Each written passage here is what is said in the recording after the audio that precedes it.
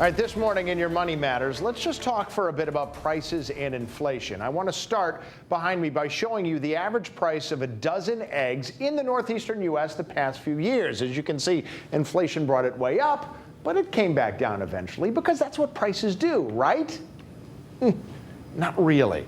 Now, granted, individual goods can see their prices rise and fall over time, but in general, prices always trend up. For proof, here behind me, this is the federal government's overall price gauge, the Consumer Price Index, going back 76 years to 1947.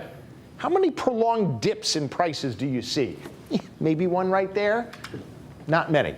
Prices don't trend down. Back in the 40s, Grandma was getting those eggs for 80 cents a dozen. I think most of us understand we're never gonna.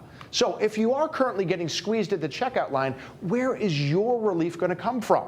Remember, everything trends more expensive over time, including your labor. So you really need to judge rising prices alongside rising wages to see if things are truly getting more unaffordable. So this next graph is charting the rate at which both prices and wages grew over the last 10 years in the U.S. Wage growth here is in orange. So long as that orange line is higher than the blue line, which is inflation, that means the average worker is gaining ground. And look, for most of the 7 years before the pandemic, things were getting better. But then things really changed right about here. Now, even though wage growth got better during the pandemic, that orange line went up because of the Great Reshuffle.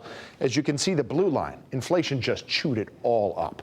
But notice a little bit of good news at the end here. This trend has reversed in the past couple of months, with workers slowly starting to gain ground again. Now, again, what we're looking at here is the rate things changed. If you want to look at things in terms of dollars and cents, here's how much $100 worth of work and $100 worth of food 3 years ago would be worth now. Again, look at the orange. Americans were gaining ground on inflation for a while, but in the last year or so, they even back up. And they're now both worth about 20% more. So I think the big takeaway here is that if you're hoping to gain ground on inflation, don't wait for prices to come down. Your best bet is to maximize your earnings potential.